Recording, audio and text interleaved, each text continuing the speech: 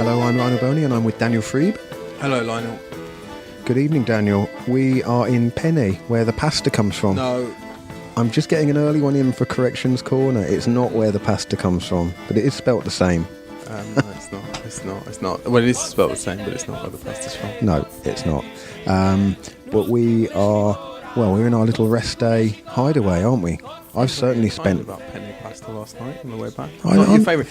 I hope we've got questions about what's our favourite kind of pasta. We haven't actually, but let's kick that one off. I mean, the reason I'm not a big fan of penne is I think its ubiquity in kind of mid-range restaurants in Britain. It's the kind of the go-to pasta, isn't it? It's you just made some comment last night about how it doesn't hold the sauce, or it does hold the sauce, and I always think, well, it was completely invalidated by your revelation from earlier in the Giro that you just tip the sauce on top of the pasta, which is absolute heresy. Yeah, but I then stir it in.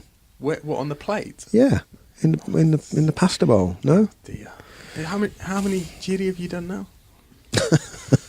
Well, this is the third in a couple of weeks of the last three. Yeah, this has been the rest day here at the Giro. We're doing something slightly different today. We don't normally do an episode on the rest day, but we are opening up. Do we get paid extra for this? You'll have to talk to your agent about that, Daniel. Yeah, we're opening it up to listeners' questions. This is the Cycling Podcast press conference. We'll be taking questions and comments that have been phoned in on WhatsApp. If you want to get involved next time, because we'll be doing this again next rest day and maybe again after the Giro. I can see, Daniel, I just think of the extra payments, Daniel. Come on. You'll be absolutely rolling in it by the end of the Giro. You can join the fun by sending us a voice message on WhatsApp by dialing +44 797 133 8205. That number is also in our Twitter bio at cycling_podcast. You can leave us a message, and if you're on Wi-Fi, obviously it doesn't count as a phone call and all of that. Keep the messages short and the questions succinct, and we will endeavour to play as many as we can next week. This week's episode, we're going to play a selection of the comments that have come in. As this is the first week, we really didn't know what to expect, but we've got enough comments and questions to be going on with, so we will do that. But first of all, Daniel, just let me know, what have you... I've not seen you all day since breakfast. I've been busy. Well, before breakfast I went for a run, then I had a very quick breakfast, then I went off to Sky's hotel, had a brief audience, exclusive audience, and we should really, there should be all sorts of fanfare about this. It was exclusive. At this Team Sky Hotel, with quizzed Chris Froome about Italian football. Not sort of apropos of nothing. The cue for this, the prompt was the fact that I did the interview in a little area of the hotel where there were signed Italian football jerseys hanging, some illustrious names. You're going to have to wait until tomorrow's episode to find out how the quiz went down. But it wasn't all tomfoolery. I did have some serious questions for Chris Froome, very serious. Then I went for lunch with... first I listened to Thibaut Pinot talk about the Giro. Then I had lunch with Pinot, but it was his brother. I see. It was the cannoli guzzling coach of Thibaut Pinot, his brother Julien. We're a long way from Sicily now, so not many cannoli to be had here. And from there I went to the Mitchelton Scott Hotel, listened to Simon Yates' press conference, had a word with Esteban Chavez about the Zoncolan next week. You might hear that later in the week. And then I had a very long and fascinating conversation with another member of the Mitchelton Scott team, and you might hear most of that later in the week. Fascinating, blimey! I mean, you're putting me to some batteries. I bought some shampoo.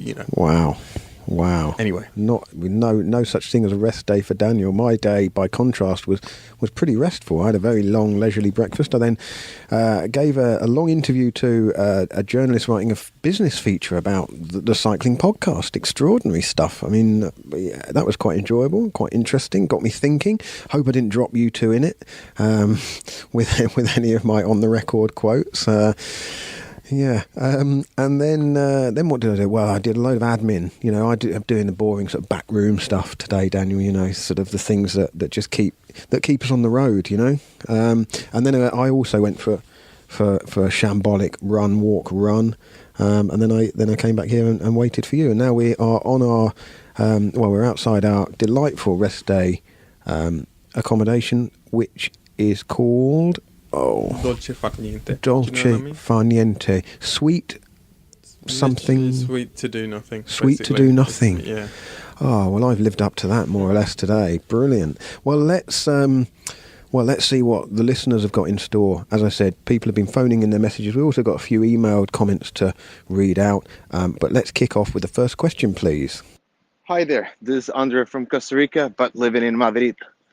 I wanted to ask you guys about the format of the tours. I really enjoy following them, however, it's quite hard. They race during working hours in Europe, and also the races tend to be way too long and not that action-packed. So I think it's difficult for the fan base to grow when the tours, which are the major events, are quite hard following. Do you think this is something that has to change in order for the sport or its fan base to grow? Well, first of all, hello to Andre, because I'm very flattered to have a Costa Rican listener living in Madrid. The timing of races, stages, it varies a bit from country to country, race to race. There are a few countries where the stages finish noticeably later than others. And Tour of Switzerland is one where the stages finish very late. Tour de Romandie is another, so there's a theme there, and Swiss races tend to do that. Others, like the Dauphiné, for example, finishes incredibly early. That's because Roland Garros, the French Open tennis, is on at the same time. I agree with you. I think it would be ideal if races finished at about 6 or 7 o'clock for television. Practically, that comes with a few complications. It comes with complications for the teams, and from a selfish point of view, it comes with complications for us. No journalist is particularly enamoured with the fact that the last stage of the Tour de France now finishes at about 8 o'clock, which looks great on TV. It's a better slot for TV, but no, not great for us. The other issue of whether moving the time slots would grow cycling's audience, as we've discussed before. I think there is this idea in a lot of cycling fans' heads, and sometimes our heads, that cycling has this huge potential that's not fulfilled at the moment. I'm not sure that's the case. You think it's about the size that it could be, maybe 10% bigger, 15% bigger, but not exponentially huge. No, I don't think so. It's expanding in terms of the fact it's globalizing, but there tends to be a bit of a carousel as far as professional cycling is concerned. A country that has a big rider at any given time, or a Tour de France contender, tends to have a big market, and that market then tends to fizzle when that rider ends his career. A couple of exceptions. Denmark was an exception after Bjarne Riis's Tour de France win, and I think the United Kingdom will be an exception. I say this every time we're kind of asked this question, or a variation of the question, but the Grand Tours, if they didn't exist, they wouldn't be invented now, for the very reasons you say, Andre. Nobody's at home during the day to watch them. Everyone's at work. It's notable that in recent years, certainly the last 20 years, the big mountain stages have tended to be coincided with the weekend, or in the case of the Tour de France on Bastille Day, July the 14th, for very obvious reasons. But I think we need to be careful what we wish for here, because there's something, I'm going to get called up by the epic police here, but there's something sort of grand and epic about the Grand Tours. They unfold over 3 weeks gradually. They reveal themselves gradually, and you need the dull days to amplify the exciting days. And I think if the kind of unfolding soap opera of the Grand Tours is lost, it won't be recovered. So I think certainly in the case of the Giro and the Tour and the Vuelta, cling on to that for as long as possible. Lionel, do people still go to work, or do they just go and sit in an office and mince about on the internet and stream bike races anyway? Well, I'm not sure. I mean, from the last time I had a job, I'm not sure. I'm not sure. Anyway, next question, please. Hey guys, woke up today and was hoping to find the new episode in my podcast feed, but it's not showing up. So, just wondering what's up with that? I was really hoping to get to listen to episode 7 this Saturday morning. Oh dear, Anon. Had it been a heavy night before you phoned in that message? Well, all I can say is if you want to make sure you don't miss an episode of the Cycling Podcast, subscribe on one of the many apps. If you've got an Apple iPhone, the podcast app. If you're struggling, generally, if you sort of pull down on the menu and let go, that will refresh the feed. And if you're still struggling, delete the feed and re-add it, and your episodes will show up. And if all else fails, you'll always be able to find the episodes on our website, thecyclingpodcast.com.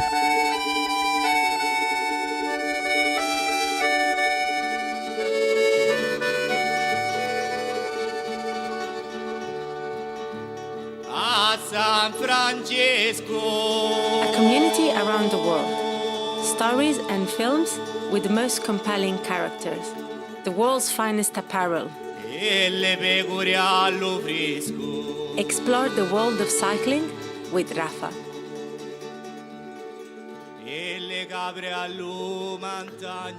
Good morning, my name is Jaap from the Netherlands. I'm a friend of the podcast, and I have a question for you, Daniel and Lionel. I'm very amazed by the performance of Max Schachmann of the Quickstep team.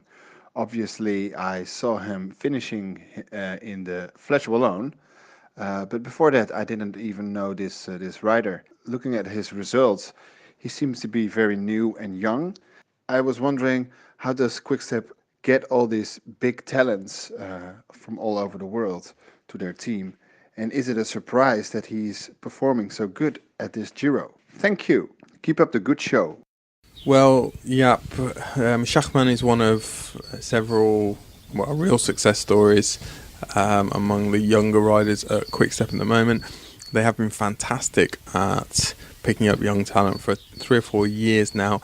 I think that coincides with their recruitment of Machin Fernandez, who is now actually working for UAE, but he was employed 3 or 4 years ago by Quickstep as a scout. He'd previously been a director sportif at Saunier Duval and Mappe and a couple of other teams. But they took on Machin, and it raised a few eyebrows at the time because a scout is not... Well, I'd never heard of a professional team having an appointed scout before. It tends to work pretty informally in professional cycling. Everyone knows everyone, but they also have their networks. But as I say, quite informal. Machin spotted some fantastic riders for Quickstep, the Colombians Gaviria and Hodge, for example, and Narvaez that they've picked up this year from an Ecuadorian rider.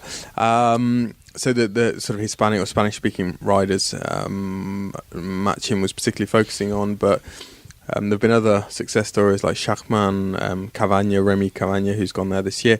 Another great advantage for Quickstep is they have an incredibly international staff, and this reminds me a bit of HTC High Road.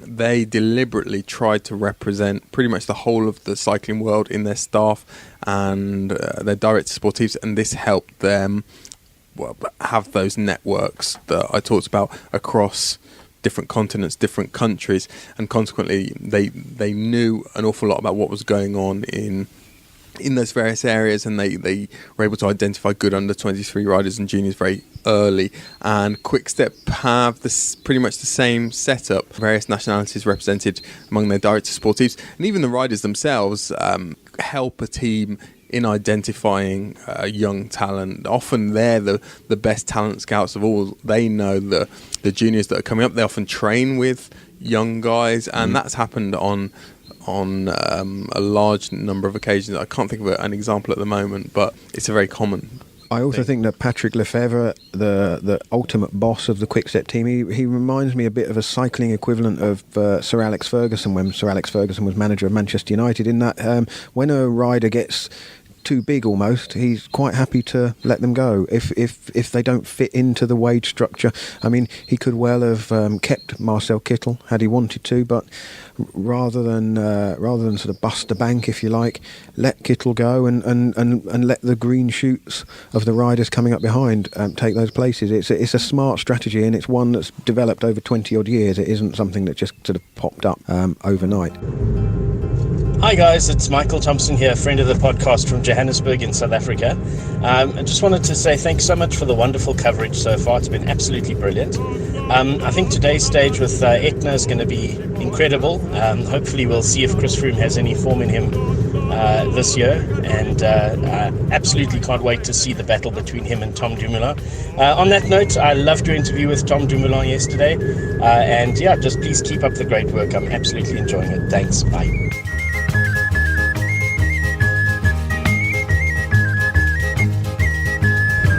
Hello, just a nomination for Peddler de Charme. I think Simon Yates definitely deserves some recognition. I think generally he's a really classy rider, but his performance on Etna yesterday really just sealed it for me, and I think I'd like to nominate him, please. Thank you very much, Michael. Yes, Etna was good, wasn't it? It was certainly better than last year's stage on Mount Etna. Well, we now know who did well and who didn't do so well there. And as for your comment about the Peddler de Charme, yes, Simon Yates definitely does deserve some recognition, but he has the recognition of leading the race. He has an even more prestigious jersey. Bigger, more prestigious, you think? I think it's close, but I think the pink jersey is it's certainly more. It's been going longer. Let's just say that. But the Peddler de Charme is for it's slightly offbeat recognition. It's not opaque, isn't it? It's got that indefinable quality of Peddler de Charme itself, hasn't it? Susceptible to corruption? Well, let's... In the sense it's very opaque. We could test that, couldn't we, over the next couple of weeks? But no, it's for... If somebody's in a leader's jersey or has won a stage, they kind of unofficially exclude them. Yeah, they disqualify themselves by being... by having some real success in the race. Hi guys, my name is Niall and I work for the charity Pancreatic Cancer UK. Lots of us in the office follow the cycling podcast, cover the Giro. So I just wanted to ask about the pressures of wearing the pink jersey. Obviously it's a positive thing to wear it, but it also brings additional demands like interviews and media limelight, etc. So do you think there's a psychological aspect to wearing and keeping the pink jersey, which Simon Yates will have to contend with given that we're so early in the race still? Or do you think that a Dumoulin or a Pinot will in some way be happy not to have that additional pressure for the minute? Thanks, guys. Thank you for your call, Niall. And before I answer the point that you made, good point, you work for Pancreatic Cancer UK, and I took part in a training ride on Saturday with some of the riders who are doing Ride London in aid of pancreatic cancer. I mentioned on a podcast a few weeks ago that my mother passed away from pancreatic cancer, and I've got a little bit involved with Pancreatic Cancer UK, and it was great to meet all the people riding Ride London. And they do fabulous work. It's a very tough cancer, pancreatic cancer. So good luck to all of you who are riding Ride London for Pancreatic Cancer UK. In terms of the point that you raise about this onerous responsibilities that come with wearing the pink jersey, I do always wonder about that, because a rider in the leader's jersey at a Grand Tour can be 2 hours or so doing dope control, interviews, going around basically answering the same questions from different journalists in what they call the mix zone, doing the broadcast interviews, and then appearing in a press conference for the journalists. And it must be quite mentally draining. I think some riders deal with that better than others. It's interesting for Simon Yates because he's not a natural kind of sort of garrulous extrovert speaker. It's not something he's maybe all that comfortable with. And it'll be a very good experience from him from that point of view. But the point, I think, the main point is that when you're in the leader's jersey, that they say it gives you wings. I think it's a great position to be in, especially in a team like Mitchelton Scott, where there are effectively two leaders. Simon Yates in pole position within his team and in the race. He's got time over the others. They have to catch him. And as racing in Grand Tours gets kind of closer and closer, that's not to be underestimated. And, there is pressure, there are responsibilities that come with wearing the jersey, but I think that most riders would take that. Nice to hear from the Buffalo there. He'll be back out here at the Giro, won't he, Richard? It arrives on Friday evening, I think, for the jets back in for the two big mountain stages at the weekend. Monte Zoncolan on Saturday, of course. We can't wait. We'll hear the thud of his hooves from about Thursday, won't we? I'm not sure about that. He's very, very deft these days. He's slimmed down a bit, hasn't he? Hi, my name is Orlando Shorter. I'm a friend of the podcast. I live in Rio de Janeiro, Brazil. I'm apologizing in advance if this message sounds a bit garbled. I'd like to comment on something that people find very strange here in Brazil. First of all, that you guys have been very good on this subject, which is Chris Froome's salbutamol case. And I think you've been very balanced and very sympathetic in a good sort of way, without losing sight of journalistic qualities and keeping true to the subject. I'd like to read a quote from Velo News, which are your colleagues from across the pond. Things could not have started worse for Team Sky's star. He endured a withering half-hour press conference where he was hammered by the scandal-hungry British press. Doesn't it strike you guys as strange that it's some of the British press that seem to be leading the charge against Froome? I mean, I'm not saying that they have to, all of them, be sympathetic to him, but they could be a bit less viciously critical of him. Not you guys. I think you guys are very balanced. But other people, there's a bit here. You see, people abroad don't get this, but I think there's an anti-Murdoch subtext that people outside of the UK don't get, you see, so it's strange. I don't get how some journalists who've written fawning, sympathetic books about Simpson and Merckx are so critical of Froome from the very start. I mean, I think, being an expat all my life, I kind of detect a sort of strong anti-colonial viewpoint. This because Froome is a Kenyan expat. Anyway, this is just my point of view. I don't know if you guys want to comment on this or not, but I think it's very, very strange and very distressing to see him getting such a hard time from the press from his very own country. And people here in Brazil, for instance, do not comprehend this at all. An interesting point, that, Orlando. I don't know whether there's an anti-colonial viewpoint to it at all, but I do certainly think that Chris Froome hasn't cemented his place in the hearts of the British media and the British public, perhaps because, well, he didn't do the rounds, did he? I know this sounds really simplistic, but after his first Tour de France win in 2013, he perhaps should have spent a week or so doing all the obvious stuff in the UK, going on BBC, TV and radio and what have you, and he really didn't, possibly because his personality doesn't lead him that way. He doesn't sort of seek the spotlight in that way.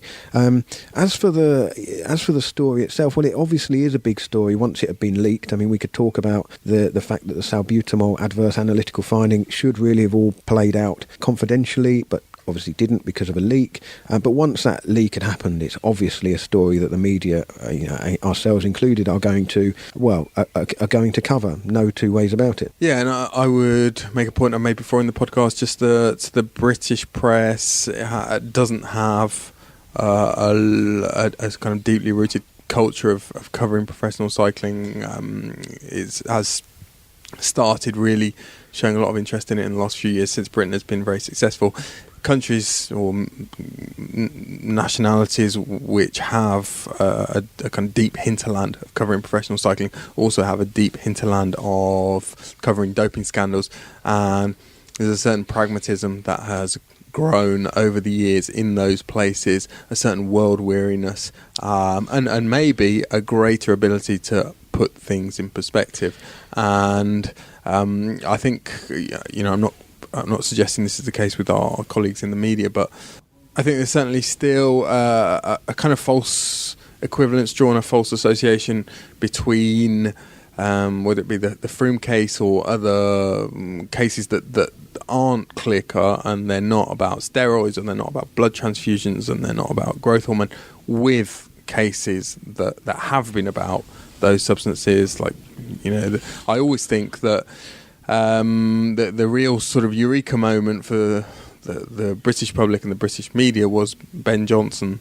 testing positive in 1987, and sometimes I think that the sort of ability to put doping stories in context has not really changed that much since that moment. And maybe that's a good thing, because maybe we should be morally very, very heavy-handed with doping cases and doping stories, and it should be total outright condemnation from the start. Maybe that's a path towards cleaner sport.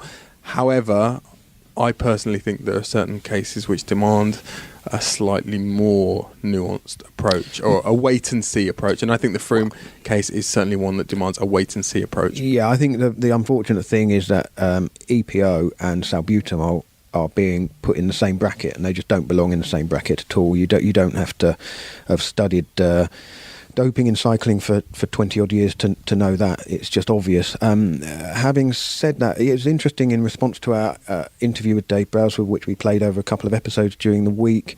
A few people, taking issue with the fact that Dave Brailsford said that they believe that Froome is 100% innocent, and somebody said it made drew the comparison with the drink driving limit, and it's very different to that, because the drink driving limit is determined on the amount of alcohol in the breath/blood sample, depending on how far a case goes, not the amount you drank. So it's not about the amount ingested, it's about the amount in the sample. The salbutamol limit threshold is the absolute opposite. The rule is based on how much was taken. The threshold that shows up in the urine sample, that is it's almost like a sort of amber flag, and the adverse analytical finding is hang on a minute, what's going on here? You now have to explain this, and if the explanation is adequate, and all of that process happened behind closed doors, then nothing goes any further. And there have been cases of that. I mean,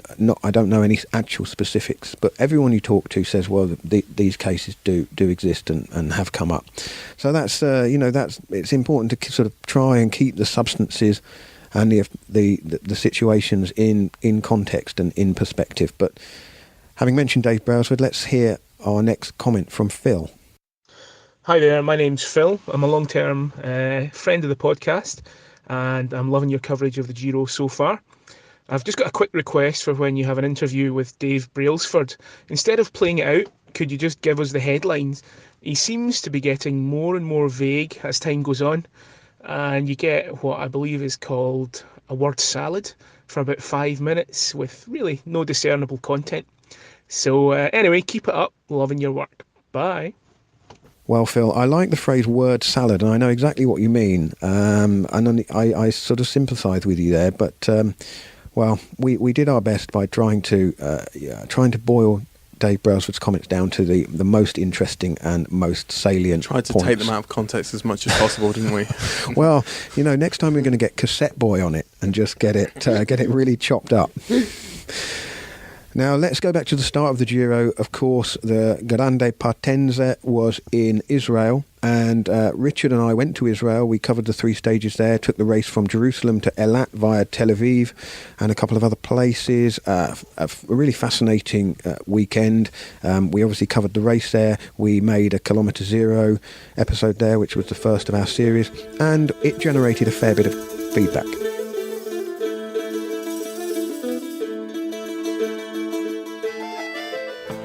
Morning, gents. It's Ben Miller calling from the sunny Chilterns this morning. I've got a question for you for your press conference. Without wanting to drag us all over old ground, been reflecting a lot on the start in Israel. And the past week has shone on a light what really awful racing it was there. And that seems to be a trend of these foreign starts. The stages are particularly bland and particularly dull, so that as time passes you don't actually remember the race, but you do remember the country. And we won't really remember the 2 stages won by Viviani in the time trial, but we will remember Israel and the site and the controversy and the storyline around it. My question therefore is that success? Are these international starts all about the country and maybe the racing is deliberately planned to not get in the way? Or is it a missed opportunity for the organisers?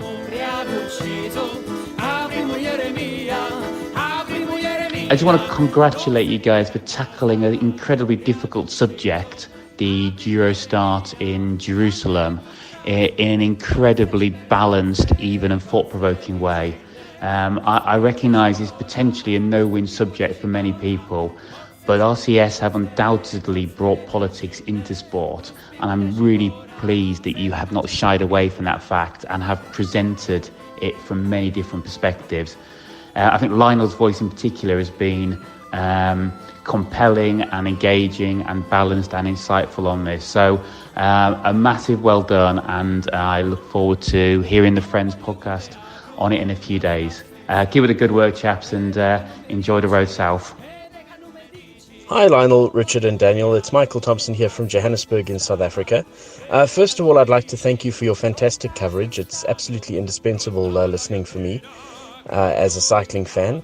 I think now that the Israel portion of the Giro has come to a conclusion, I think it's only fair to pass congratulations on to the race organisers as well as to the Israeli authorities for holding such a peaceful and well-organised event portion in their country. I think that it was obviously everyone's concern for security that no violent events or anything like that would take place, and I think it really went off well. And for me, the best part of it as a cycling fan is to see how many people came out and watched the race, and the joy and the excitement that I observed in the crowds, the huge numbers of people, even out in the middle of the desert. That was absolutely fantastic to see. The other thing is, here in South Africa, quite interestingly, we've got quite a large Jewish expat Israeli population, and they have a community radio station here that does cover sport, the larger sports, but they never really cover cycling at all. And in the build-up to the Giro this year, for the last few months, the whole season really, they've been starting to cover cycling more and more, and listening to their coverage last week in the build-up to the race beginning, it really was fantastic to hear how cycling has embedded itself as a sport in the local community, and hopefully that'll continue. But I just made the observation that you're taking a chance by holding the Giro in a place that's never really held professional cycling races on this scale, has really affected people on the other side of the world, and has really helped promote the sport in a good light, and I think that's fantastic. Anyway, keep up the good work, and I look forward to the rest of your coverage. Hello, this is Simon Seymourdale, friend of the Cycling Podcast. Just finished listening to your Kilometre Zero on the thorny topic of the Giro in Israel. I think the Guardian columnist was spot on when she said that sport can't ignore politics. On the other hand, I think Amnesty International is naive to expect cyclists to make political statements while they're competing in something like the Giro.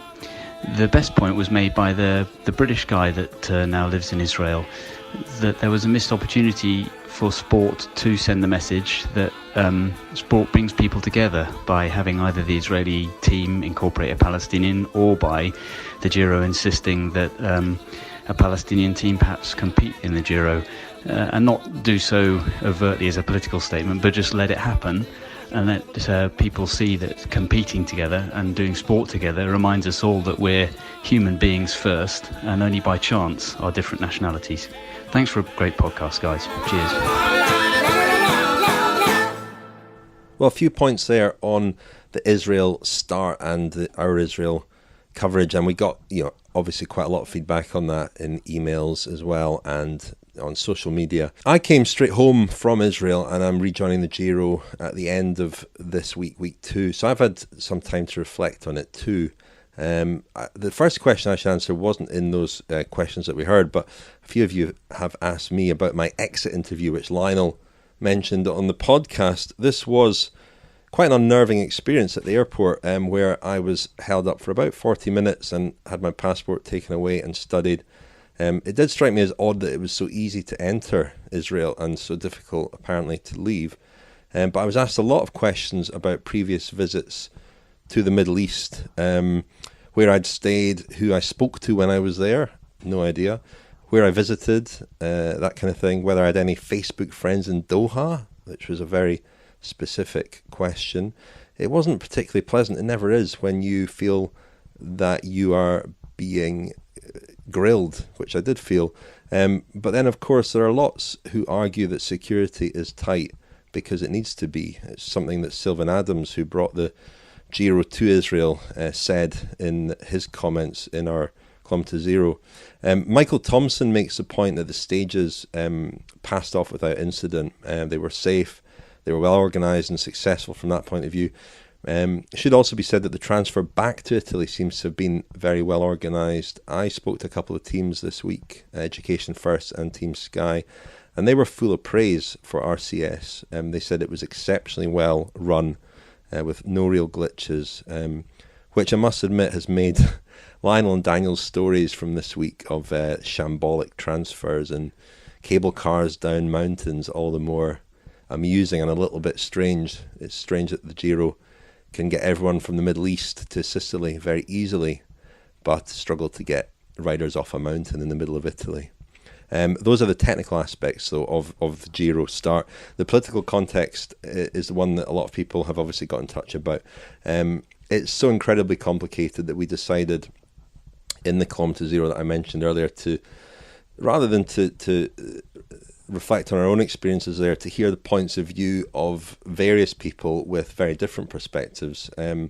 So we had Israelis, some people who live there, some cyclists, Sylvan Adams, who I mentioned, and we heard from some of the other riders in the race, and also from some Palestinian cyclists who were taking part in an alternative Giro, and I hope that people found it interesting and thought-provoking. It did highlight a sort of aspect of being a journalist that I get a little bit irritated by sometimes, the pressure to come up with an answer and tell people what to think. And I think the role of the reporter is to report and to give people information, to try to inform them, but not tell them what they should think.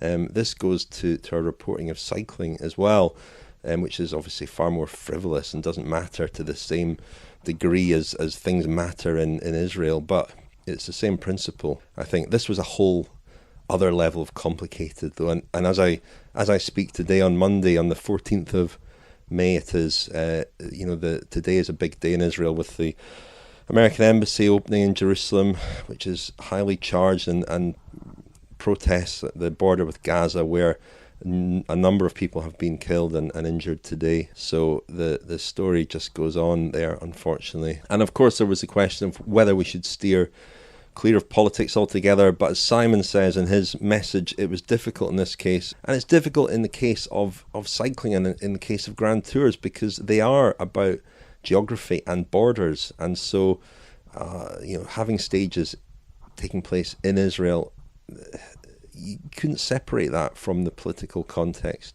To Ben Miller's point, it's not uncommon for the early stage of a Grand Tour to be a little bit uneventful, shall we say. But I'd say the time trial in Jerusalem was interesting, certainly. And stages 2 and 3 had their moments. The move by BMC to put Rohan Dennis in the pink jersey, that was certainly noteworthy and deserving of great praise, I think.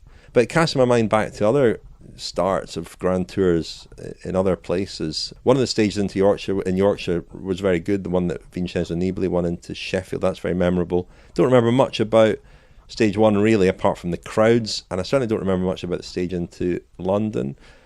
Same year start in Northern Ireland of the Giro in Belfast, and then on to Dublin. Great days, great support, fantastic crowds, but the races themselves, I remember Marcel Kittel winning, I remember Dan Martin falling off, that's about it. Utrecht, nothing much to report from Utrecht. Apeldoorn, not apart again from the great crowds. Dusseldorf for the Tour last year, pretty disappointing. I mean, we sort of ease into a Grand Tour, I think, and the stages, there's a rhythm to a Grand Tour, and it helps with that rhythm.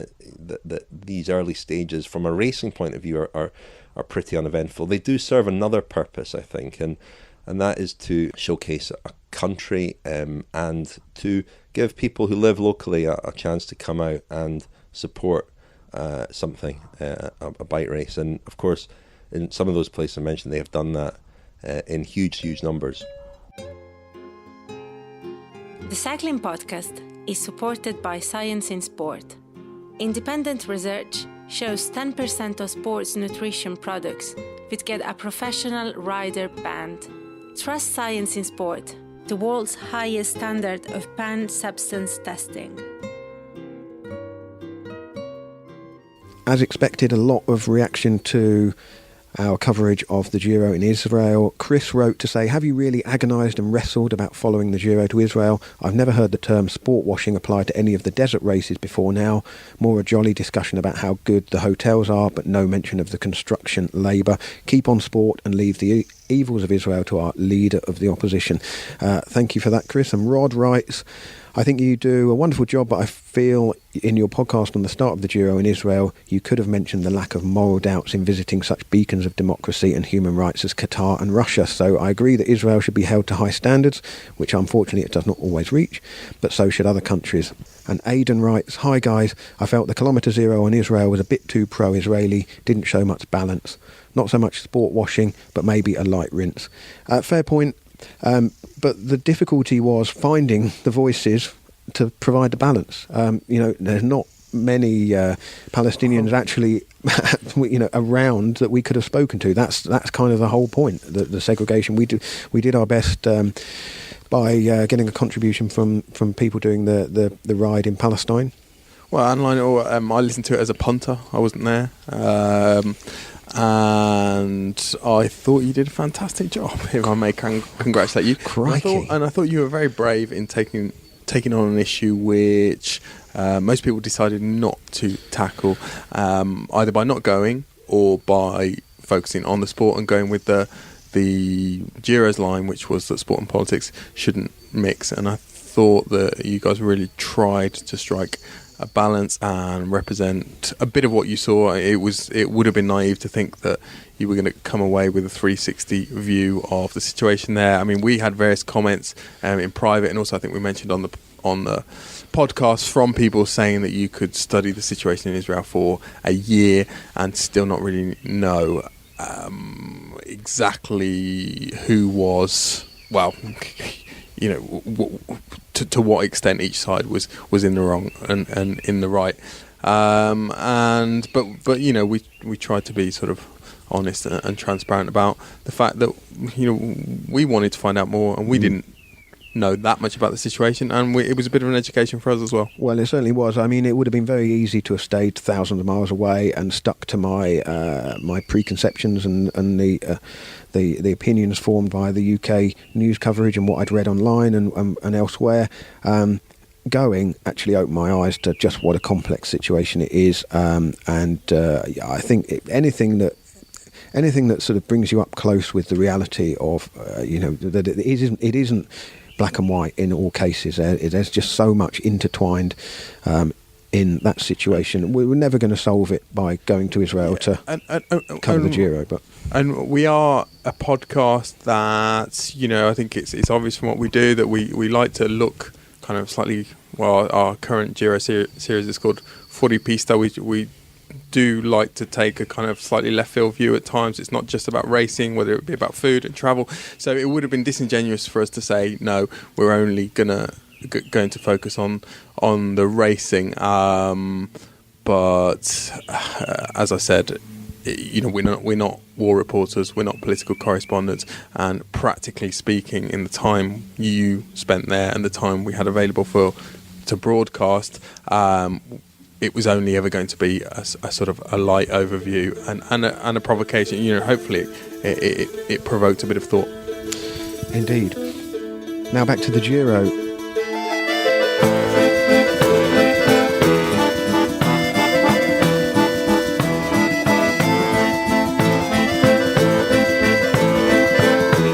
Well, Daniel, that is the wonderful Amaratera, our Giro theme music. The song is Kotze. Kotze. Yeah. Okay. And, tell very, very briefly. Right. Who are Amaratera? Well, they're a band that we got to know a couple of years ago. We needed a Giro theme tune. And I was living in London at the time. You got on the old Google, didn't you? Yeah, I think I did. I was living in London at the time. Richard lives in London. I happened upon this act that was London-based. They were the only act playing a particular kind of southern Italian folk music in the UK. They were mainly playing a kind of music called pizzica music. The origin of the word pizzica, pizzicare kind of means it can mean to nip or to bite. It was called pizzica because the music originally, I think centuries ago, people started to make this music in Puglia, so the heel of Italy, and it was said that by kind of shaking in a particular way to this music, you could somehow sort of disperse or draw the venom from a snake bite. Was it not a spider bite? Or was it a spider bite? No, it's a spider bite. You're correct. Yeah, all right. Sorry. Live corrections corner. So, if you watch Amaratera perform any of their music, you'll see this kind of very vigorous shaking. A lot of the time, it's shaking of tambourines. But we thought it was very, very evocative. It was very different from a lot of other Giro theme tunes, and we came to love it, and we've had great feedback, and I know Richard has had, and you've had discussions with the chaps of Amaratera about concerts we might arrange in future or events, and they may well join us on an event, or maybe more than one event later in the year. Amaratera, Amaratera. What does that mean, Lionel? Literally. Well, terra, earth, ground. Yep. Amara, bitter, love of. Bitter earth. Yeah. Ah, nice. So Amaratera, the song Kotze, Cozze. That's the main theme. We also use some of their other music in Kilometre Zero and various other places as well, as and when. If you go on YouTube and type in Amaratera Kotze, you can actually see the band performing it in, I think, an Italian delicatessen in London. Great performance of it. And yes, stand by later in the year. Hopefully we can make that happen. We've been trying for a while to coincide dates, but they're very busy, and our dates tend to be sort of fairly fixed, so stand by. Guys, Pablo Gomez here from Austin, Texas, Colombian living in the States.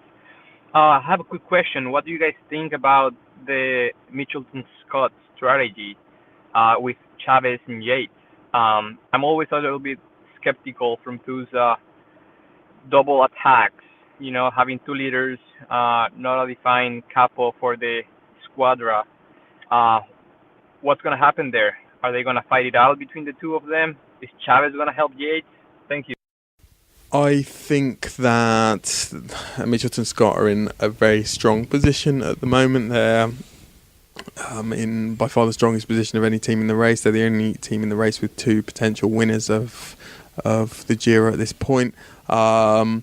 Their leaders are both going to be heavily handicapped by the time trial, the long time trial, longish, 33 kilometres around Trento in a few days.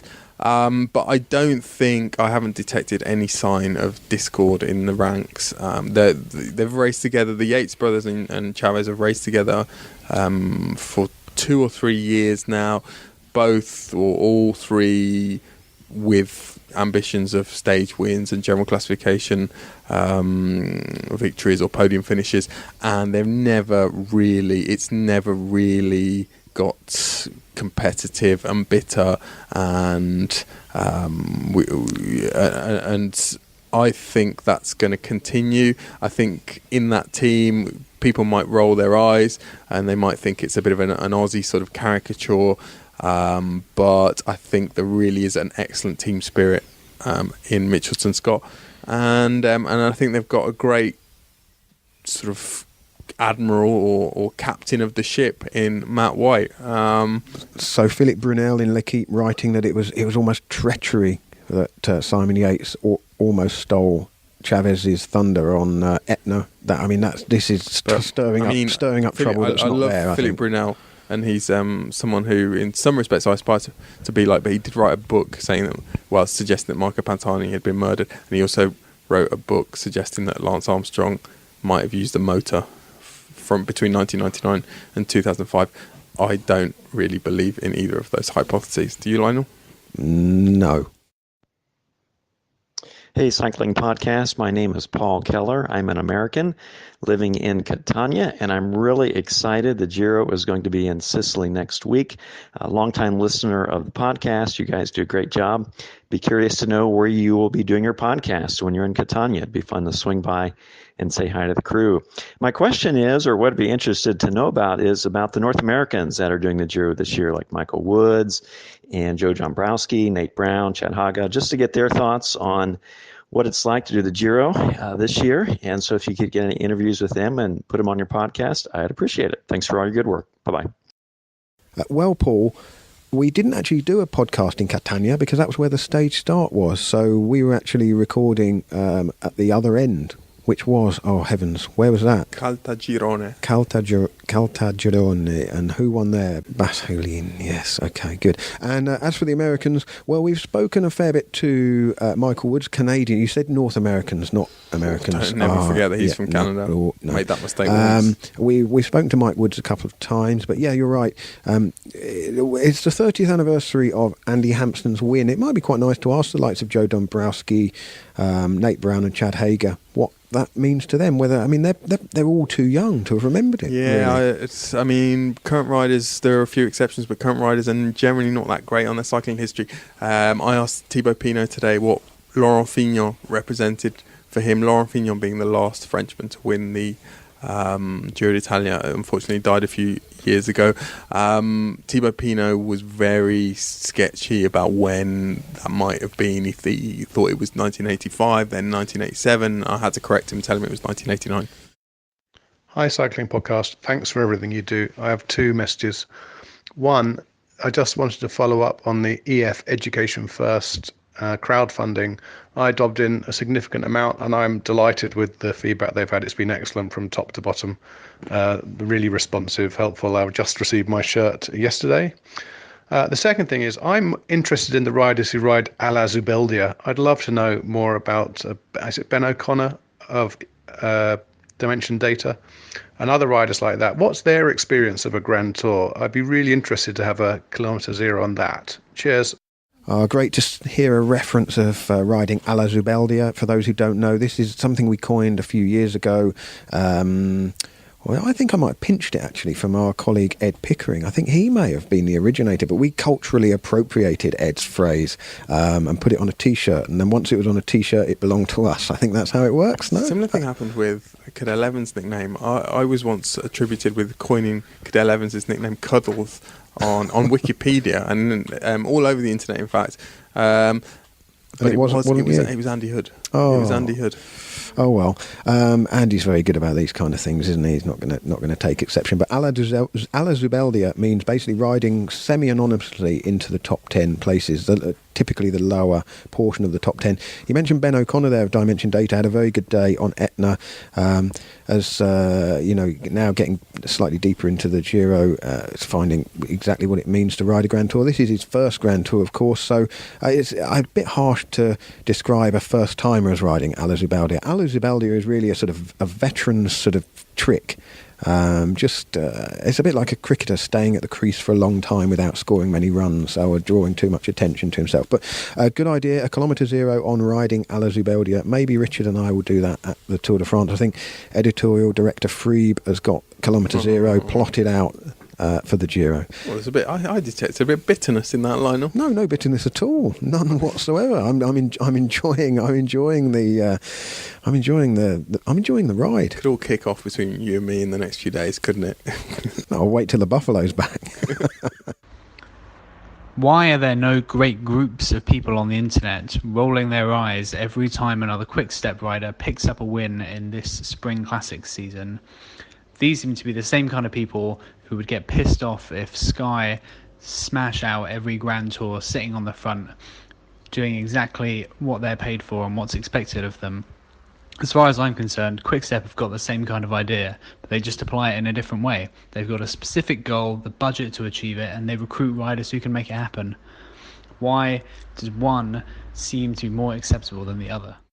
It's a very good point that dominance draws the ire in some cases and not in others. And it's interesting to sort of understand the reasons behind that. I suppose there's been this kind of myth that's grown up that you could, even in the era of heavy duty doping, the classics were somehow untouched, and that you could win the classics because they were only one day, whereas the Grand Tours were absolutely out of reach for clean riders. And that wasn't the case then. And so I think the classics riders do get an easier ride. And I think, going back to the question about the media, I think it's the home media of a team that will kind of light the bonfire under a sort of a firestorm of speculation. And the Belgian media is quite grizzled, world-weary, pretty pragmatic when it comes to doping and doping suspicion, and they haven't really shown much interest in suggesting or speculating that there's anything untoward going on. Wow. A quick step, and we don't have any elements to suggest there is. No. And also, I mean, they've got a roster of riders. I mean, they've got a very strong team of riders, and they built that team and developed riders as well, and that's what they do. I think you'd probably, if they started smashing the Grand Tours as well, then it would be legitimate to sort of raise both eyebrows, perhaps. But that's not the case. Last question. In a recent episode, Daniel implied that he didn't feel comfortable calling the Tour of the Basque Country Zulia, and kind of implied that English speakers shouldn't call the Tour of Flanders de Ronde and, all that kind of thing. And with that in mind, what do you guys think about the kind of vague cultural appropriation of the Tour of Yorkshire being officially called the Tour de Yorkshire, especially given that the last time I checked, Yorkshire was definitely not in France. And is this made any better by the fact that the Tour de France and the Tour de Yorkshire are both run by ASO? I don't really think so. I think it's pretty embarrassing to even have to say the words Tour de Yorkshire, let alone market a race under that banner. But yeah, interested to see what you guys think. Good question. And a lot of people are aggrieved at this, and it jars slightly with me as well. However, when I went to the Tour of Yorkshire a couple of weeks ago, I had a bit of an epiphany. I think it was in a conversation with Ned Bolting, TV commentator, colleague at ITV. We were talking about the fact that the Tour de Yorkshire is brilliant at attracting casual fans to the roadside, and I think by their own admission, a lot of these casual fans don't really watch any of the cycling at all. And on numerous occasions when I was in Yorkshire, I heard fans or people working in shops where the race was passing say things like, when is this Tour de France thing finishing today? Which suggested to Ned, and when I think about it, it suggests to me that this kind of cultural appropriation or linguistic appropriation of French names has helped on some level plant the idea in people's head that this race is in some way connected to the Tour de France, or might even be a successor to the Tour de France. Well, when you're trying to attract a big audience, that's a smart play, isn't it? Yeah. But I can see you wincing every time languages are mangled. Every time I try and say something Italian, it's a bit the of a scowl. nonsense, isn't it? I'm not a big fan. There's a women's race in Australia that's called the Giro. It was at the start of the season, a women's stage race. But I'm not a huge fan of that kind of thing. No. There we are. Well, while we're doing Corrections Corner, last night in the podcast I said that a Venn diagram has to have 3 elements to it. It doesn't. They just have to have overlapping elements where they're things that are in common. So it could be 2, 3, 4, and so on. Sorry about that. I can be wrong on all manner of subjects. Not a problem. But Daniel, you were also wrong in our pre-Giro episode when I asked you, I put you on the spot, is the time trial a wine trial? And you said no. Well, it is in the sense it goes to a wine region, but they're not calling it the wine trial. The wine trial, they're calling it a wine stage. There's a lot of good wine from there. Yeah, Franco Zanoni wrote in and said Vino Santo, sweet dessert wine from there. No. Vin Santo's from Tuscany. Oh, well, you and Franco can take this up. No, I'm afraid not, Franco. Anyway. The Trento region has its own brand of sparkling white wine. Well, the wine stage is definitely a region that's well known for its Franciacorta. Okay. No, Franciacorta, sorry. Okay. Guy Fazio writes in to say how much he likes the podcast and also very proud of Sicily. And I feel slightly guilty here because we focused quite heavily on the scruffy elements of Sicily. And I don't know, we were just unlucky because speaking to various colleagues over the last few days, some people had fantastic things in I have Sicily. To say, the countryside in the middle, stunning, and the food, excellent.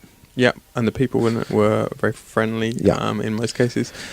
Brad Morrison says, love the podcast, was just wondering if you could give a message of congratulations to my cycling podcast mad friend Luke Cadman and his wife Cheryl, who have just had their first baby boy today. I'm sure he'll be listening whilst juggling nappies on his turbo trainer up in Stirling, Scotland. What an image, juggling nappies on a turbo trainer. Well, congratulations Luke and Cheryl. Hopefully your baby boy will grow up to be interested and passionate about cycling. Dave Owen writes to suggest that we should be pitching a TV show, a Giro podcast-style TV show with cooking segments, 10 minutes on the stage and then 45 minutes on location with the food and drink. Go on, pitch it. It would be massive. No complaints from me. He's suggesting calling it the Not-So-Hairy Cyclists plus Buffalo.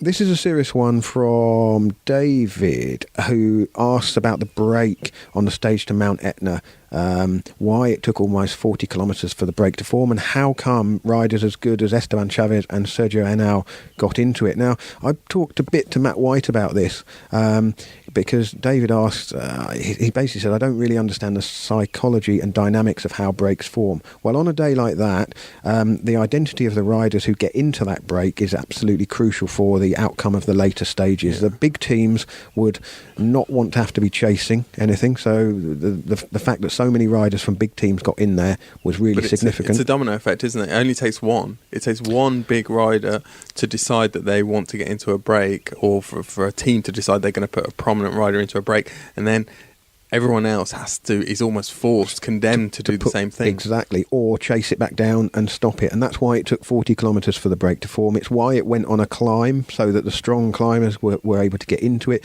If it had gone on the flat, you would have had a selection of, the lesser ranked riders, somebody from Androni, of course, and Vilia and maybe Israel Cycling Academy, and perhaps, certainly not climbers of the likes of Chavez and Henao. And it would have just gone away, and all the big teams would have gone, that looks all right, we'll let that go, no problem. But as soon as one big name rider, dangerous looking rider goes across, they either have to shut it down or send somebody up. And on this occasion, enough teams sent somebody up that it was a really strong, powerful break. Tom, well, he speculated that Chris Froome is riding this Giro to recreate the environment of the Vuelta a España as part of his defence against this adverse analytical finding for salbutamol. I understand that definitely isn't what's being done for a number of reasons, not least one being that if they were to demonstrate that there could be a spike in the salbutamol level, Chris Froome would then have two adverse analytical findings on his hands, not just the one. So that's not really a practical way to fight the case. Somebody's asking for us to talk more about the lesser competitions, teams classification and some of the other classifications. We will do that on a quiet day later this week in the Giro. And finally, Richard Stuckey asks, what does the phrase road captains mean? Hears it in the podcast sometimes, but what does it mean? Daniel, very, very quickly. Well, it's a good question. It's quite oblique. I think it varies from team to team, but it's basically someone who takes charge of... it's the first point of call for the director sportifs in the peloton. It's their link man. It's their sort of ambassador in the peloton. In some teams, not everyone likes to have a radio, so the onus for communication in the peloton is then on the road captain. And some decisions simply can't be made in dialogue with the team car because radios are still pretty poor. 15, 20 years on from when teams first started using radios. The quality hasn't really improved that much, so often riders can't hear what's being said. The TVs in team cars are on a delay. Often there are things happening that aren't captured on the TVs that the direct sportives are watching. So there really has to be someone in the peloton who can take split-second decisions on behalf of their teammates, and that's generally the road captain. Thank you very much, Daniel. Well, that's a selection of your questions answered. Hopefully we've done a reasonable enough job of that to give this a go next time. We will be asking again for questions, but if you want to phone in your question via WhatsApp, well, the phone number is at the start of the episode, or it is in our Twitter biography at cycling_podcast. More questions next week on the rest day, and we will be back tomorrow with analysis and discussion of stage 10. Daniel, won't we? So until then, thank you very much. Been a long old rest day, not very restful for me. Oh, I feel absolutely rejuvenated. All right. Thank you, Daniel.